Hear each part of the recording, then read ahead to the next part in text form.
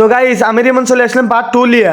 এইবার দেখাবো আপনাদের কেবো করে ইফতারি খাওয়া লাগে, বুঝছেন? জানের মধ্যে যে কত ভালো ঠেকপিনি।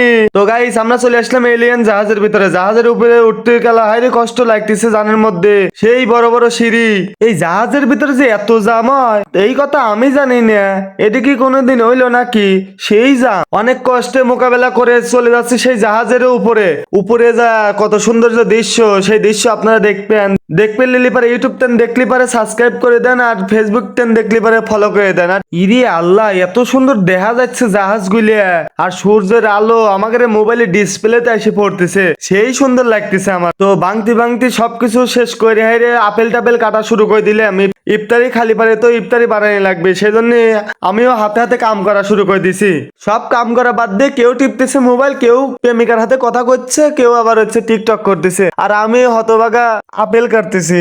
আমার জানের মধ্যে সেই কষ্ট লাগতেছে, বুঝছেন? সবকিছুই ঠিকঠাক আসি, পেলেন স্টিল দ্বারা কোনো পেরেশানি নাই। এখন খালি আজান দেওয়ার পালা, বুঝছেন? আজানটা দিলেই আমরা ঠাস করে খাওয়া ফেলাবো। আজান দিয়ে দিছে, খাওয়া শুরু করে দিছি।